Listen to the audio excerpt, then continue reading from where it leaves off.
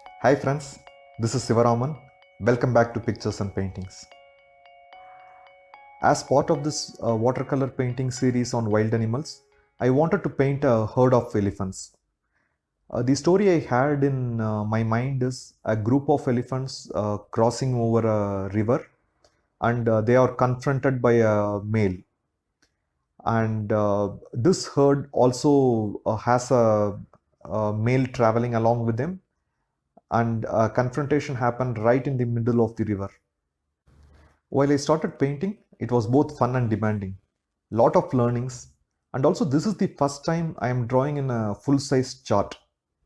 That itself was a challenge for me and a great opportunity to push my limits and do something which I had not done in the past. Watch this video till the end and leave your thoughts in the comments column below. If you haven't subscribed to this channel, please consider doing so. Let's stay in touch. This painting is my own composition, meaning I did not have a single reference photograph or a painting which I can look at and copy, but I had to build this painting on my own. So when I had this concept in mind, so the first thing I did when I wanted to do this painting is to look up and browse for photographs which is similar to what I wanted. Once I had a bunch of photographs, I started mixing and matching elephants and started composing the sketches. The biggest challenge I had was the angle in which I wanted to paint these elephants. The painting is more of a top angle view, as if we are seeing the elephants from above, and I was not able to find sufficient references from this particular angle. So I had to manage with what I had. And when I do that, the biggest challenge is to ensure I don't lose the perspective and still ensure all the elephants looks like they are all seamlessly integrating with the scene. After getting a sketch which was pretty much believable and the angles were working, I was ready to paint. Before I started painting, I used masking fluid to mask off places where I want to preserve the white, finer water particles which I wanted to show. Masking fluid in layman's term is a liquid which will not allow the paint to pass through. So it gives you a protective cover and you can comfortably paint over it. And once everything is done, you can remove the masking fluid pretty easily with your hand, and it shows the paper below. I started the painting with the elephants. I kept a bluish gray base wash and a subtle yellow tone in the places where the light is going to be hitting the elephants. A group of elephants is called a herd. An elephant herd, interestingly, comprises of mainly females and baby elephants.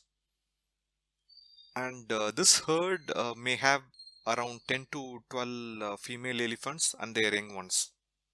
The oldest female in the group is also normally the leader of the herd and is called a matriarch. You must be wondering what happens to the male elephants. Male elephants live in the herd till their adolescence, but after that they separate and then they live alone or in small herds of male elephants. At this stage, I had completed painting the base wash of all the elephants. To bring out the details on the tusks, I used a bit of brown on the paper whites. In this painting, I felt that the background is as important as the characters themselves. I started off by painting the floating leaves and a quick base wash of the river and the grasslands. This painting was also an opportunity to play around with long cast shadows and water ripples. I was really excited to see how the ripples are going to be working. However, I did not start by painting the ripples. I kept my base wash for the water as if it is like a mirror. Just very flat blue tones and brownish yellow tones indicating the muddy water where the elephants are walking. Elephants walk up to 50 miles a day, and when they don't move, that's when they typically have physical problems. This is also one of the reasons why elephants in captivity lives a lot lesser compared to the ones in the wild. Both male and female African elephants have tusks, but in the Asian subspecies, only the males have tusks.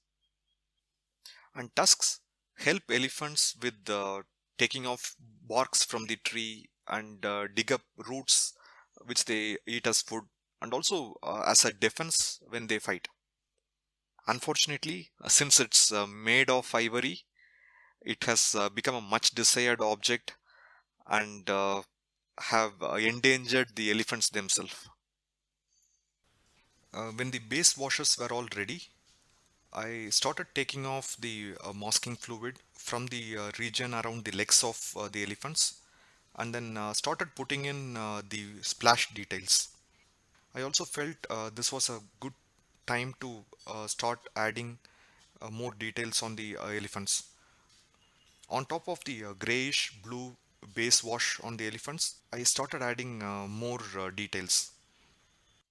Both male and female African elephants have tusks, but in the Asian subspecies, only the males have tusks. And tusks help elephants with taking off barks from the tree and dig up roots which they eat as food, and also as a defense when they fight. Unfortunately, since it's made of ivory, it has become a much desired object and have endangered the elephants themselves. These gentle giants are humble animals. They are normally quite relaxed, but when provoked, they show a completely different side. They are immensely powerful creatures and will do anything to get rid of the threat to themselves or younger members of their herd. Young bulls tend to be more naughty and aggressive. Sometimes it's just an act to show their strength and power.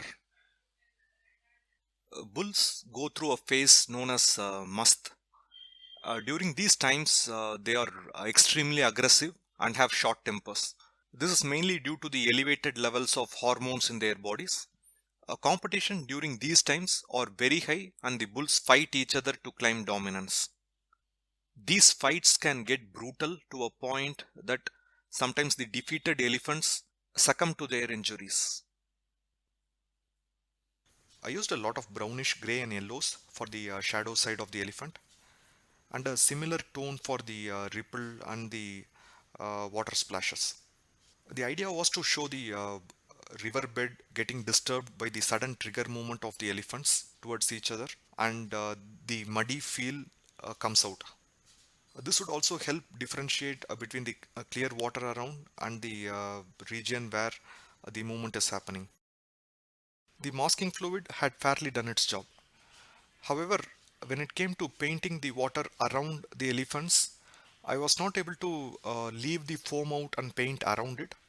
So I went about painting in a normal fashion and then used acrylic white to add a additional layer on the water ripples wherever I wanted some foam.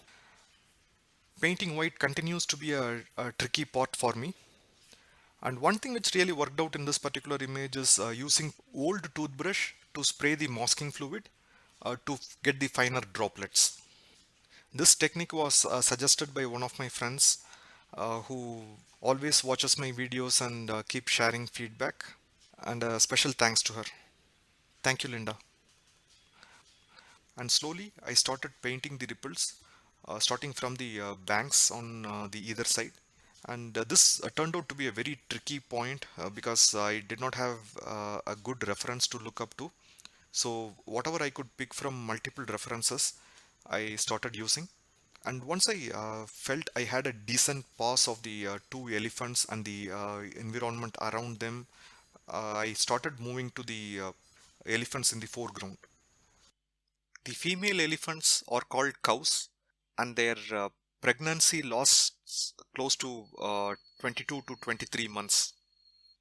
And finally, when a baby elephant is delivered, the entire herd celebrates, and they do it by trumpeting. The baby elephant is called a calf, and amazingly, they would be able to stand up within 20 minutes of being born, and they can actually start walking within the first hour. And interestingly, for the first year of their lives, their trunks are not something they are able to control very much. Much like human babies, elephants learn their behavior from their parents and other older family members, including how to put their trunks to good use. Interesting, right? For the two elephants in the front, I relatively had a decent reference picture of elephants walking in the water. So it was a lot more easier for me to paint those two elephants and the disturbed water around it. Eventually, this part of the painting also became my favorite one in this entire picture. At this stage, the painting was pretty much working. All I had to do was add in some details in the middle ground and then take off the masking fluid for the finer droplets, and the painting was there. It was almost working, and I was pretty much happy with how it had come out.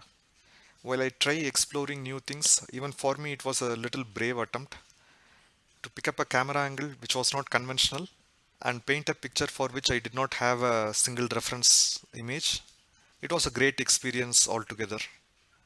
There were stages in between in the painting where I felt like it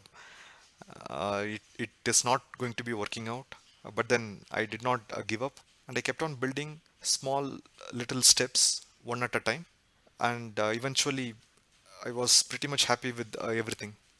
If at all there is one portion in this picture which I think I should have planned better, it would be the grass patches on the left hand side. Midway through the painting, I started realizing the entire picture was not balancing really well. Because I wanted to show the herd of elephants crossing the river, all of them ended up being on the right hand side, and on the left, other than the charging bull, there was nothing much to balance the picture. I'm still wondering what I could have done differently here. If you have any thoughts on what I could have done or what I can even do now, please leave it in the comments. You never know, at some stage I might just add it.